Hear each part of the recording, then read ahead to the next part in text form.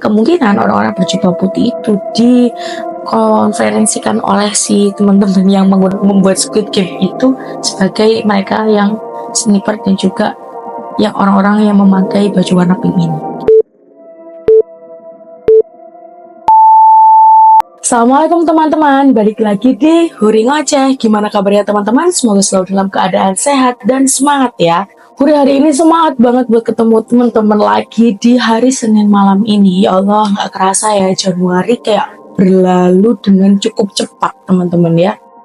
Kalau di minggu kemarin kita udah membahas sebuah bencana alam yang amat sangat mengerikan, maka di sesi Huri Ngoceh pada malam Senin hari ini, Huri akan mengisahkan lagi nih kasus kriminal yang ini tuh terinspirasi dari drama Korea yang lagi Huri tonton. Nah tuh kalian mungkin udah mulai nih, oke ini cerita-cerita akan menuju ke arah mana nih gitu. Nah jadi di minggu-minggu ini tuh Huri lagi suka banget nonton drama Korea Squid Game teman-teman. Nah di tahun 2025 ini juga rencananya drama Squid Game itu akan dilanjutkan ke sesi yang ketiga. Tapi aku nggak akan mau bahas sih drama Squid Game-nya.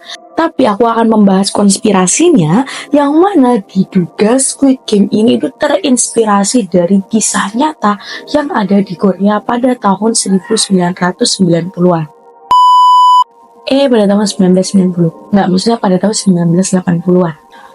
Kan kalau Squid Game itu berhubungan erat dengan game yang kalau misalnya kamu nggak bisa menyelesaikan game itu, maka ya otomatis nyawa kamu akan melayang.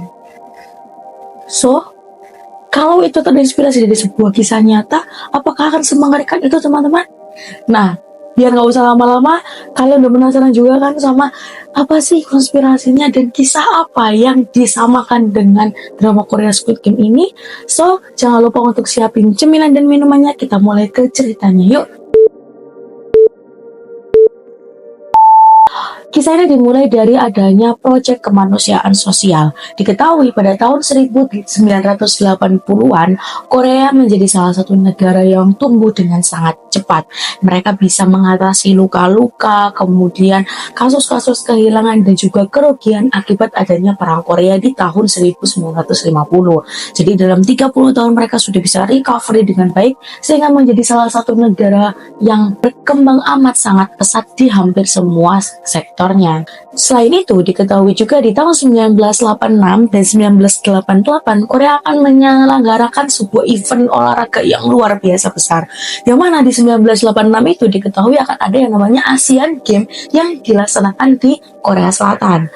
Lalu di tahun 1988-nya diketahui juga akan ada Olimpiade Seoul.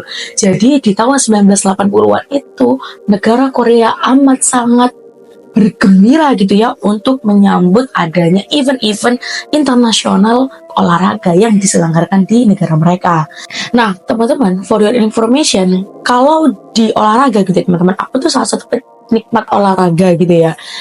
Nah di sana atau ada banyak sekali event-event yang skalanya itu kayak internasional, terus dia itu kayak event grup gitu ya, yang misalkan Olimpiade itu tuh semua cabang olahraga itu akan dipertarungkan di sana untuk diketahui nih siapa yang paling tinggi. Ada juga Asian Games. Kalau Olimpiade itu ya satu dunia ya, maksudnya itu event world gitu ya. Nah tapi kalau Asian Games itu memang pesertanya itu hanya orang-orang Asia aja gitu ya, dari mulai Asia Timur, Asia Tengah, Asia Barat dan lain sebagainya. Dengan adanya event internasional sebesar itu, maka sebenarnya impactnya itu bukan cuma dari segi olahraganya aja, tapi bahkan sampai ke segi ekonomi, politik, itu semua pasti akan berpengaruh ketika sebuah negara itu mengadakan event atau menjadi tuan rumah dari event sebesar Asian Games maupun Olimpiade itu teman-teman. Oke, kita lanjut ya. Dengan kegemerlapan, euforia, dan semangat untuk melakukan persiapan dari adanya dua event besar internasional itu, diketahui banyak sekali sisi gelap di sana. Dan salah satu sisi gelap yang akan aku ceritakan ini akan berhubungan langsung dengan drama Korea yang tadi aku sebutkan di awal, yaitu tentang Squid Game. Diketahui teman-teman, sebagai salah satu sarana agar pelaksanaan dua event besar ini terjaga dengan baik, pemerintah membuat sebuah ultimatum yang pada saat itu mencengangkan warga Korea, yang nantinya akan disebut sebagai keajaiban Sungai Han yang memiliki kisah yang amat sangat gelap dan brutal. Oke, kita akan mulai di tahun 1981. Diketahui pada bulan April tahun 1981, sebuah surat yang ditulis oleh Presiden Korea pada saat itu sampai ke kantor Perdana Menteri Korea, di mana Presiden Chon Doo-hwan pada waktu itu menyampaikan sepucuk surat yang berisikan Presiden memberikan wewenang kepada seluruh petugas militer dan juga Perdana Menteri untuk melakukan penyisiran terhadap gelandangan-gelandangan yang berada di jalanan Korea, di mana mereka ditugaskan untuk menindak secara tegas para pengemis dan memberikan perlindungan kepada para gelandangan, dan mereka diberikan hak untuk menyandra sewenang-wenang kepada mereka yang tidak memiliki rumah maupun gelandangan dan juga kepada para pengemis ini. Hal ini kemudian mendapatkan sorotan yang cukup besar dari publik Korea. Tetapi sebenarnya pemerintah tidak hanya akan meringsek orang-orang gelandangan maupun pengemis ini. Mereka juga akan membentuk banyak sekali lembaga-lembaga sosial untuk menampung orang-orang gelandangan dan juga pengemis tersebut. Sehingga tidak lama kemudian banyak sekali bus-bus yang bertuliskan bus pengangkut gelandangan berlalu lalang di kota-kota besar, salah satunya adalah kota Busan. Pada waktu itu diketahui orang-orang juga crowded ya teman-teman, di mana pihak berwenang secara sewenang-wenang melakukan penggeledahan, terus kemudian mengambil orang-orang yang gelandangan di jalan, pengemis-pengemis, untuk kemudian dimasukkan pada bus pengangkut gelandangan ini. Dan diketahui juga pada waktu itu lembaga sosial di Korea meningkat amat sangat pesat untuk mendukung adanya program dari kepresidenan ini. Udah lah tuh kan dibentuk lembaga-lembaga kesejahteraan sosial, bus-bus pengangkut gelandangan ini berlalu lalang di jalanan, sampai kemudian diketahui banyak sekali gelandangan yang akhirnya dimasukkan pada lembaga kesejahteraan sosial tersebut. Sampai sini mungkin teman-teman akan berpikir bahwa ya benar dong, akhirnya orang gelandangan itu punya tempat atau punya rumah nih. Oke, kalau misalkan hal itu yang terjadi, maka sepertinya aku tidak akan mengisahkan kisah ini sebagai kisah yang kriminal gitu ya, tapi mungkin akan sebagai salah satu achievement besar untuk Korea. Nah, kita akan masuk ke bagaimana lembaga sosial itu bisa berjalan di Korea di tahun 1981 itu. Jadi diketahui bahwa lembaga kesejahteraan sosial ini itu merupakan sebagian besarnya lembaga swasta yang diberikan subsidi oleh pemerintah sehingga mereka bisa beroperasi untuk menampung gelandangan-gelandangan ini. Dan dengan masifnya pengambilan gelandangan di jalanan ini, diketahui bahwa kepolisian Korea mendapatkan sebuah penghargaan atas pelaksanaan perintah dari kepresidenan ini. Masif banget gitu kan ya teman-teman, berarti gelandangan yang diangkut pada waktu itu. Sasaran dari program ini itu adalah gelandangan, orang-orang disabilitas, orang yang tidak memiliki rumah, bahkan orang-orang yang tidak memiliki identitas secara legal. Mereka diduga dimasukkan dalam proyek pemurnian sosial ini. Salah satu proyek pemurnian sosial itu dilakukan kepada lembaga kesejahteraan sosial bernama Hyungjae Bokjiwon, yang merupakan sebuah lembaga sosial yang dimiliki oleh seorang laki-laki bernama Park In-gun.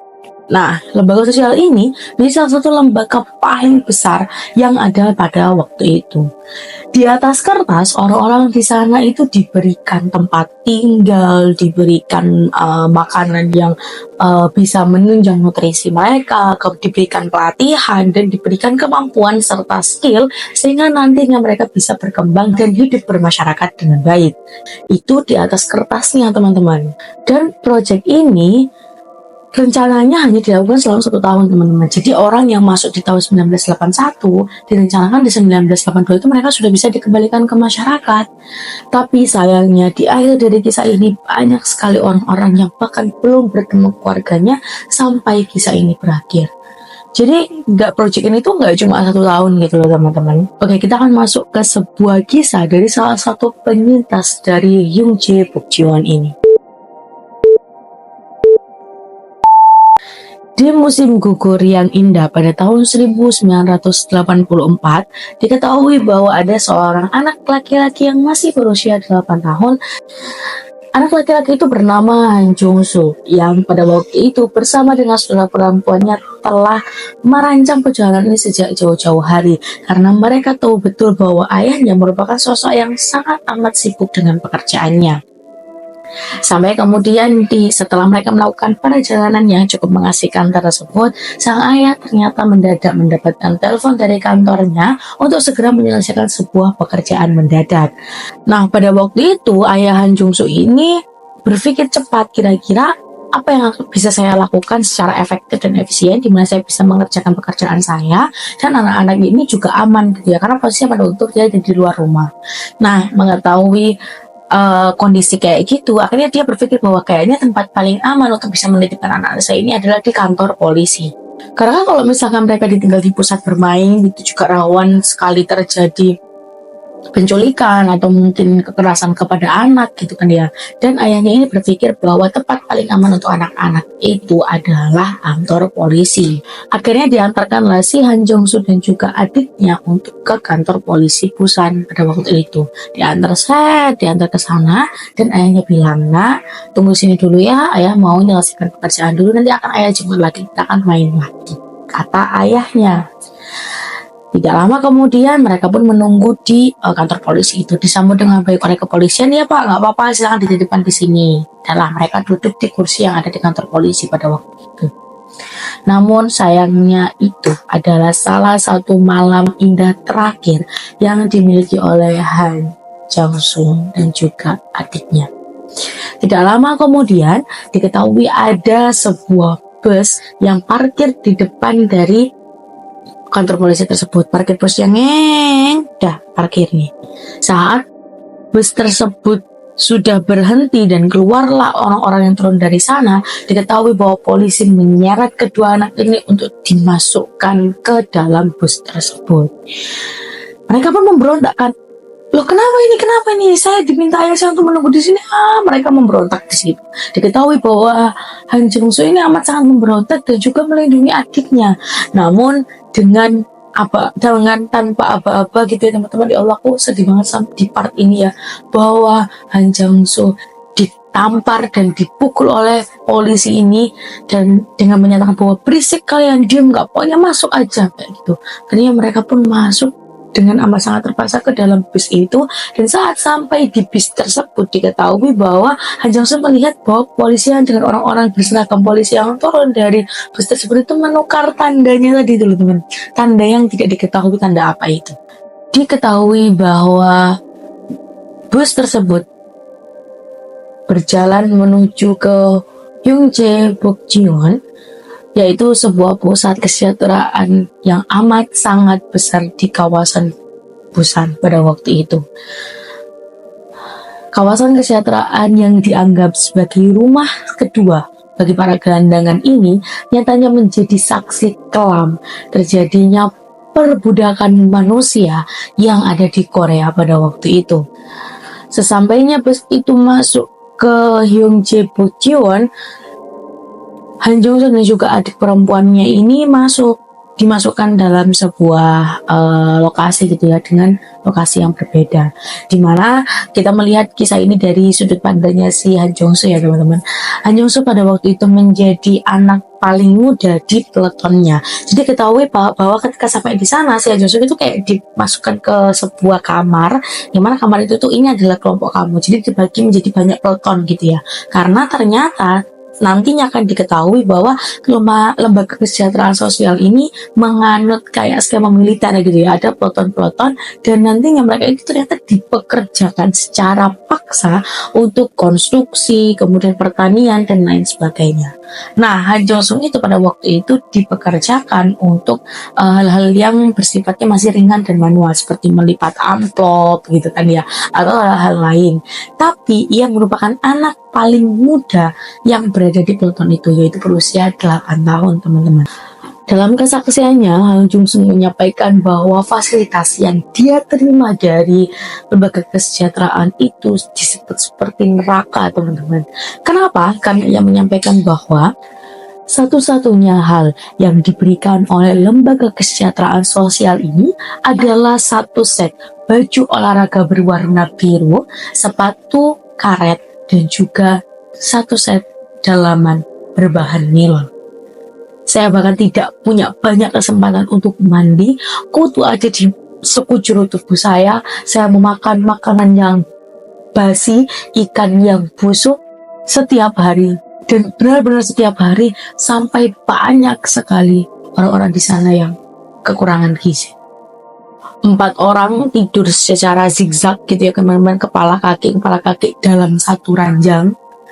Kemudian mohon maaf teman-teman, pemerkosaan terjadi setiap malam di sudut asrama tersebut, dan banyak sekali orang yang akhirnya stres gitu ya dengan kondisi itu dan berharap untuk bisa kabur dari sana. Dan ketika mereka berusaha untuk kabur teman-teman, itu adalah hal yang sangat mustahil gitu ya, karena mereka harus melewati banyak sekali penjaga dengan atribut lengkap dan juga tembok setinggi 7 meter atau tinggi 23 kaki. Tinggi banget 7 meter itu kan. Tidak sedikit juga teman-teman yang pada waktu itu berniat untuk kabur dari Jiwon ini. Namun entah bagaimana, saat seluruh orang atau mungkin sebagian kecil orang atau ada kelompok-kelompok kecil yang berniat untuk kabur, pasti selalu ada pelapor. Han Jong-sung sampai menyampaikan pada waktu itu bahwa jika saya gagal untuk kabur, saya yakin bahwa saya akan dipukul sampai mati. Jadi ternyata teman-teman, di lokasi kesejahteraan sosial itu sangat amat tidak berperi kemanusiaan gitu ya. Dan hal ini ternyata tidak hanya dialami oleh Han Jong-sung teman-teman. Kita akan masuk ke salah satu penyintas lain dalam kisah ini. Penyintas kedua ini adalah Choi Sung-woo yang pada waktu itu masuk ke Hyuk-jae Bok Jiwon ini di usia 13 tahun. Jadi ceritanya teman-teman, di waktu itu si Sung-won ini baru pulang sekolah. Setelah dia pulang sekolah, tiba-tiba dia dicegat oleh segerombolan laki-laki parubaya yang menghadang perjalanan pulang dia. Karena kita tahu kan ya, tahun 1990-an itu banyak sekali orang-orang yang masih jalan gitu kan ya, atau 1980-an tadi kan. Orang kemana-mana itu ya, kalau nggak ada sepeda ya jalan gitu kan. Nah, pada waktu itu si Sung-woo ini juga jalan nih dari sekolah menuju ke rumahnya. Tiba-tiba laki-laki ini tuh menghadang si Sung-woo itu dan menggeledah tas yang ia bawa. Di dalam tas tersebut diketahui ada sepotong roti sisa bekal yang dia bawa dari sekolah. Dah, ada kan sepotong roti.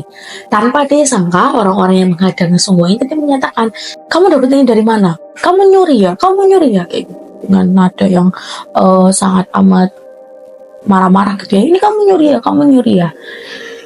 Sung-woo yang pada waktu itu ketakutan, "Enggak, aku tuh nggak nyuri," gitu kan. Tapi dia dipaksa untuk mengakui kejahatannya sampai dipukul dan sebagainya. "Ini kamu nyuri ya? Kamu nyuri ya? Kamu nyuri ya?" gitu kata orang-orang di sana.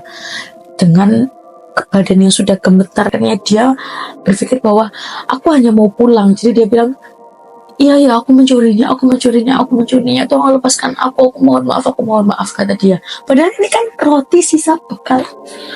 Oh ya Allah, roti sisa bekalnya dia gitu loh. Ya Allah, subhanallah. Dan tidak lama kemudian sebuah mobil box yang biasanya digunakan untuk mengirim barang-barang frozen gitu ya teman-teman. Mobil yang boxnya itu adalah kulkas datang ke sana, dan Choi Sung-won pun dengan dipaksa gitu ya, diseret untuk masuk ke dalam mobil box tersebut, dan disitulah awal mula kehidupan raganya dimulai. Choi Sung-won banyak sekali mengalami kekerasan fisik teman-teman, karena ternyata diketahui di sana seorang pimpinan peleton atau pemimpin pasukan gitu ya, yang di kelompok-kelompokan kecil tadi memiliki wewenang untuk mendidik anggota peletonnya dengan kekerasan fisik. Dan pada waktu itu diketahui bahwa Choi Sung-won ini pernah diminta untuk menanggalkan seluruh pakaiannya dan disiram dengan air dingin, dan tidak diperkenankan untuk mengenakan pakaian saat ia tertidur. Jadi dia tertidur dalam keadaan tidak mengenakan pakaian, dan saat tengah malam sudah datang gitu ya teman-teman, diketahui bahwa ya dia dilecehkan oleh orang-orang di sana, dan hal itu terjadi selama 3 hari berturut-turut sampai Choi Sung-won berpindah pada peloton yang lainnya. Hanya cukup 1 minggu, Choi Sung-won mengetahui bahwa tempat ini merupakan tempat pembunuhan orang-orang yang tidak memiliki rumah, disabilitas, maupun orang-orang yang tidak memiliki kesempatan hidup yang tinggi.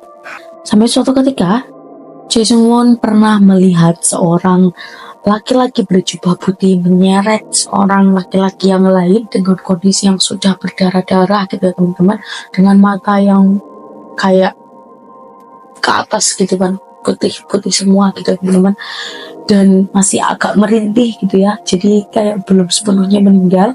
Tapi orang ini nggak peduli, diseret tetap orang itu tanpa memedulikan bagaimana kesakitannya orang yang ia seret. Lalu kemudian di waktu yang lain, Choi Sung-won juga menyampaikan bahwa adanya seorang yang masuk ke Yoon Jae-bok Ji-won ini melakukan perlawanan.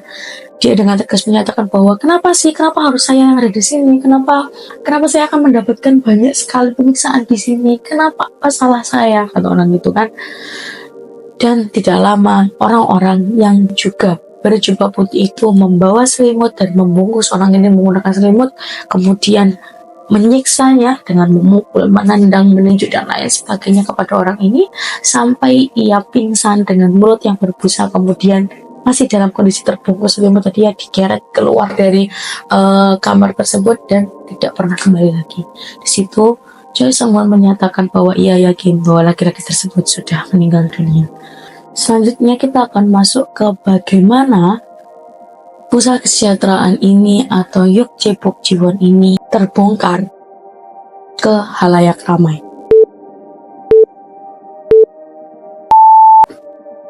Tahun-tahun berlalu kemudian, sejak tahun 1984 sampai pada akhirnya di tahun 1887 diketahui banyak sekali orang tua yang mencari anak-anaknya yang hilang. Jadi selama dari 1981 sampai 1987 itu ya proyek gelandangan ini tuh masih berlangsung gitu ya teman-teman.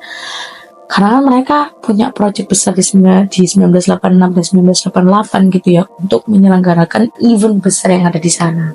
Tapi pada tahun 1987 diketahui bahwa banyak sekali orang-orang yang berada di Busan itu mencari anak-anak dan juga saudara mereka. Termasuk salah satunya adalah ayah dan ibu dari Choi Sung-won tadi. Diketahui bahwa mereka melakukan pelaporan kepada kepolisian tentang hilangnya anak kesayangan dan juga keponakannya yang tidak diketahui di mana sejak beberapa bulan yang lalu gitu kan. Kalau si Choi Sung-won masuk di sana sekitar 5 tahun ya teman-teman, berarti kan kemungkinan dia ditangkap atau dimasukkan ke sana tahun 1982. Jadi sudah 5 tahun anaknya ini menghilang gitu kan. Ya orang tuanya benar-benar khawatir dan setiap waktu itu berusaha untuk menyampaikan kepada kepolisian. Mengetahui bahwa sampai 5 tahun tidak ada pergerakan dari kepolisian, maka orang-orang tuh mulai menyebarkan rumor gitu ya, bahwa lembaga kesejahteraan sosial yang ada di Busan pada waktu itu yang bernama Yoon Jae-bok Ji-won tadi itu merupakan lembaga yang digunakan untuk menyiksa dan membunuh orang-orang yang ada di sana. Mengetahui bahwa adanya rumor tersebut, orang tua dari Choi Sung-won ini nggak main-main mereka kan. Mereka pun datang ke Yoon Jae-bok Ji-won dengan mengetuk pintu lembaga kesejahteraan sosial tersebut. Diketuklah pintunya, tok tok tok tok gitu ya. Permisi Bapak Ibu, gitu kan. Nah, mengetahui bahwa ada orang luar yang masuk, ya diterimalah dengan baik oleh Park In-kun selaku pemilik dari Yoon Jae-bok Ji-won ini. Diterima, diajak ngobrol, oh iya kita lembaga kesejahteraan. Jadi seakan-akan tuh kayak ya itu memang bener-bener lembaga kesejahteraan atau lembaga sosial gitu loh teman-teman. Meyakini bahwa anaknya itu ada di lokasi itu, orang tuanya kekeh gitu teman-teman. Anak saya hilang Pak, gini gitu kan, jelaskan anak saya hilang dan saya yakin dia terbawa di lembaga ini, bisa nggak saya cek dulu ini anggotanya siapa aja, yang masuk ke sini siapa dan yang keluar siapa gitu kan. Tapi diketahui bahwa orang-orang yang ada di Yoon Jae-bok Ji-won itu nggak mau memberitahu. Nah terjadi di situ pertengkaran ya, yang cukup sengit antara orang tua dari Choi Seung-won dan juga pengelola lembaga dan juga pemilik dari Hyukjae Bukjiwon ini. Berseterulah mereka di sana sampai kemudian agar tidak terjadi keramaian gitu ya teman-teman. Mereka pun memutuskan untuk melepaskan Choi Seung-won dan juga bukan saudara sepupunya ini untuk keluar dari Hyukjae Bukjiwon ini. Keluarlah mereka, keluar mereka, dan ternyata dengan melepaskannya Choi Seung-won ini menjadi awal kehancuran dari Hyukjae Bukjiwon. Diketahui bahwa 1 tahun kemudian Park In-gun pada akhirnya ditangkap dan Hyukjae Bukjiwon pun pada akhirnya ditutup setelah banyak sekali orang yang mengajukan tuntutan pada lembaga kesejahteraan sosial ini. Kita akan masuk ke bagaimana proses pengadilan dari Hyukjae Bukjiwon ini. Diketahui pada waktu itu ada banyak sekali laporan yang masuk ke kepolisian. Tahun 1987 itu diketahui setidaknya berdasarkan laporan yang masuk dari kepolisian terdapat setidaknya 500 orang yang menjadi korban dari serangkaian kegiatan yang ada di Hyukjae Bukjiwon ini. Selama 12 tahun pengoperasian yang ada di sana, 500 orang meninggal ini tidak diketahui bagaimana proses dan kejadiannya. Dan yang paling miris teman-teman, diketahui bahwa sama sekali tidak ada orang yang bertanggung jawab atas 500 korban meninggal dunia yang ada di lembaga kesejahteraan sosial ini. Lalu apa yang terjadi kepada Park In-gun? Diketahui bahwa pada waktu itu pada akhirnya Park In-gun tidak dihukum atas meninggalnya 500 orang ini, namun ia hanya dihukum atas penggelapan dana pemerintahan dengan jumlah hukuman sebesar 2,5 tahun penjara tanpa adanya ganti rugi. Kok bisa? Dan diketahui bahwa Park In-gun pada akhirnya meninggal dunia karena sebab alamiah di tahun 2016 lalu. 2 tahun kemudian diketahui bahwa jaksa menyampaikan adanya tekanan yang besar dari pihak kemiliteran untuk tidak mengusut lebih lanjut mengenai kasus dari Hyukjae Bukjiwon ini dan meminta peringanan hukuman kepada Park In-gun guna menjadi salah satu syarat dari pihak kemiliteran. Dengan adanya tekanan tersebut diketahui bahwa jaksa penuntut pun tidak bisa mengajukan tuntutan kepada Mahkamah Agung Korea untuk bisa menyelidiki lebih lanjut mengenai Hyukjae Bukjiwon ini. Sampai kemudian para penyintas yang bisa kabur dari sana diketahui melakukan banyak sekali unjuk rasa di depan kantor kejaksaan, di depan kantor kepolisian untuk meminta pertanggungjawaban atas terjadinya hal-hal yang amat sangat kelam di Hyukjae Bukjiwon ini. Diketahui teman-teman sampai di tahun 2018 gitu ya, banyak sekali orang-orang yang masih berunjuk rasa mengenai Hyukjae Bukjiwon ini, sampai kemudian mereka menyampaikan bahwa mereka masih berharap adanya pengadilan untuk orang-orang yang telah meninggal di Hyukjae Bukjiwon dan orang-orang yang menjadi pemprakarsa ataupun yang membentuk adanya lembaga kesehatan ini mendapatkan hukuman yang setimpal karena apa yang mereka lakukan amat sangat tidak berperi kemanusiaan gitu ya teman-teman. Kalau informasi yang terakhir aku dapatkan gitu ya dari beberapa artikel yang aku baca, memang banyak sekali orang-orang yang berkonspirasi bahwa kondisi yang dialami oleh orang-orang di Hyukjae Bukjiwon ini amat sangat mirip dengan apa yang disajikan oleh drama Korea berjudul Squid Game tadi.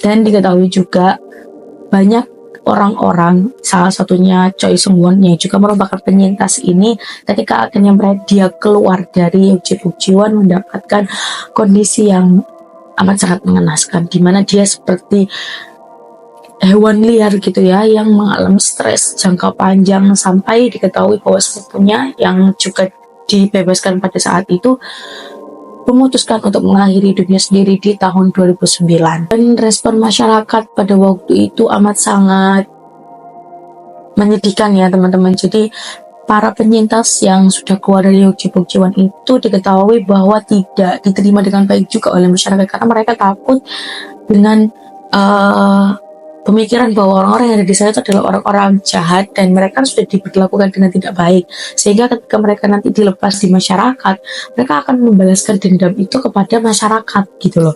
Jadi keberadaan mereka itu pada akhirnya tidak diterima oleh masyarakat, dan disitulah puncak banyak sekali orang-orang yang menjadi penyintas dari Hyuk Bok-jiwon itu memutuskan untuk mengakhiri hidupnya, karena bahkan ketika mereka keluar dari atau selamat dari neraka itu pun mereka tidak diterima gitu loh oleh masyarakat, bahkan sampai di keluarganya. Dan diketahui juga An Jung Sun yang pada waktu itu juga mendapatkan kesempatan untuk bisa bertahan hidup dan keluar dari Hyuk Bok-jiwon itu sangat terlepas kontaknya gitu ya dengan saudara perempuannya, dan pada akhirnya diketahui ayahnya juga menjadi salah satu korban dari Hyuk Bok-jiwon itu. Namun mereka semua bisa keluar dari Hyuk Bok-jiwon setelah 2 tahun melakukan pencarian yang sangat masif. Han Jung Sun pun menemukan adik dan juga ayahnya tengah mendapatkan perawatan mental untuk traumatis yang amat sangat tinggi saat mereka berada di Hyuk Bok-jiwon selama bertahun-tahun itu. Jadi kondisi para penyintas dari Hyuk Bok-jiwon itu juga enggak pulih dengan baik gitu ya teman-teman, karena penyiksaan dan juga kondisi yang amat sangat mengerikan di sana, sehingga membuat mereka tidak bisa bersosialisasi dan berkehidupan yang layak seperti sebelum mereka masuk ke dalam lembaga kesejahteraan tersebut. Oke, kita akan masuk ke konspirasi-konspirasi yang mirip, bagaimana miripnya kondisi di Hyuk Bok-jiwon itu dengan drama Korea Squid Game. Oke, kita akan mulai dari pakaiannya dulu ya teman-teman. Jadi kalau di drama Squid Game itu kan mereka digambarkan sebagai orang-orang yang masuk ke dalam dunia game, di mana bagi yang menang nanti akan mendapatkan hadiah yang jumlahnya amat sangat besar, dan hadiah itu akan bertambah apabila anggota dari pemain gamenya itu berkurang atau ya meninggal gitu ya, karena tidak bisa menyelesaikan misi seperti itu. Nah, mereka digambarkan harus menggunakan kayak gini ya, baju olahraga berwarna hijau, dan berdasarkan keterangan dari Han Jung Sun diketahui di Hyuk Bok-jiwon itu juga mendapatkan satu style baju olahraga tapi berwarna biru gitu ya teman-teman. Ini yang konspirasi pertama nih, bahwa Squid Game itu terinspirasi dari kisah dari Hyuk Bok-jiwon ini. Terus kemudian yang kedua, bahwa mereka di Squid Game mereka dipaksa untuk melakukan banyak sekali game-game gitu ya, yang mana ketika mereka tidak bisa menyelesaikan game tersebut, mereka akan dibunuh. Nah, ini mirip dengan apa yang ada di Hyuk Bok-jiwon, bahwa mereka dipaksa untuk melakukan pekerjaan gitu ya teman-teman, dimana apabila mereka tidak mau untuk melakukan pekerjaan itu, mereka akan disiksa dan pada akhirnya akan tewas. Salah satu hal yang janggal juga di sana bahwa kalau di Squid Game yang season 1 dan season 2 gitu ya, kan itu banyak juga terjadi pemain tuh kayak saling keras gitu kan teman-teman, sampai kemudian akhirnya mereka saling menjatuhkan dengan membunuh gitu kan. Nah, di Hyuk Bok-jiwon itu ternyata kalau tadi yang aku ceritakan bahwa mereka punya peleton kan, mereka punya pimpinan peleton. Nah, pimpinan peleton ini apabila nanti ada anggotanya yang kabur dan bisa lolos, maka mereka yang akan disiksa gitu ya, sehingga bagaimana caranya pimpinan peleton itu bisa menjaga anak didiknya atau anggota peletonnya itu agar tetap berada di sana dan bisa memberikan kekerasan fisik. Jadi itu dikomparasikan gitulah dengan mereka yang juga melakukan kekerasan fisik di Squid Game. Terus kemudian yang ketiga adalah orang-orang yang di bagian sniper gitu ya, atau bagian penembak dan bagian kayak panitianya gitu yang pakai warna pink-pink ini. Nah, kalau tadi teman-teman ingat gitu ya, aku menceritakan bahwa ada orang yang menggunakan jubah putih dan menyeret orang yang sekarat gitu ya untuk dipisahkan dengan orang-orang yang lain, dan kalau misalnya ada yang melawan kemudian mempertanyakan kalau mereka harus ada di situ, mereka disiksa. Nah, kemungkinan orang-orang berjubah putih itu dikonferensikan oleh si teman-teman yang membuat Squid Game itu sebagai mereka yang sniper dan juga yang orang-orang yang memakai baju warna pink ini.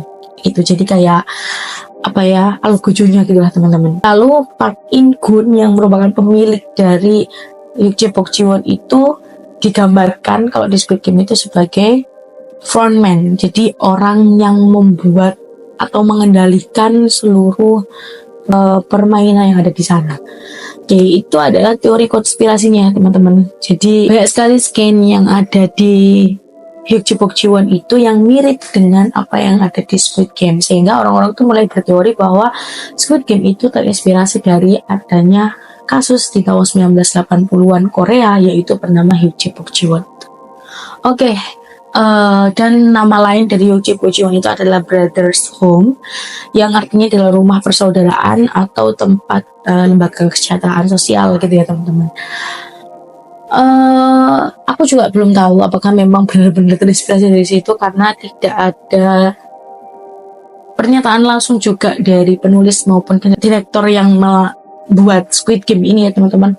Tapi konspirasi ini booming banget di mana-mana, dan kisah ini juga salah satu yang aku up karena lagi booming banget sekarang untuk bisa kita bedah. Kalau misalkan teman-teman punya teori konspirasi lain tentang Squid Game ini, boleh banget untuk ditulis di kolom komentar. Dan kalau teman-teman belum nonton series ini, boleh banget untuk ditonton ya, karena seru sih. Kalau dari aku nontonnya bisa di mana aja terserah teman-teman. Oke, di sesi Uri Ngoceh Kriminal hari ini Uri sudah mengisahkan tentang Brothers Home yang banyak teman-teman aku yang minta juga untuk mengisahkan tentang ini kemarin. Dan aku udah update cerita ini. Semoga teman-teman suka sama videonya. Kalau misalkan teman-teman suka sama video ini, boleh banget untuk di like videonya. Jangan lupa komen juga ide dan saran untuk video-video di Uri Ngoceh yang lainnya. Minggu depan kita mau bahas kisah kriminal apa lagi, boleh banget untuk cek di bawah gitu ya. Ditulis kayaknya aku pengen ceritain ini dehur gitu ya. Boleh banget untuk sharing juga sama Huri gitu ya, mengenai kira-kira konspirasi apa yang mungkin belum aku sampaikan di kisah Hyuk Bok Jiwon ini ya teman-teman.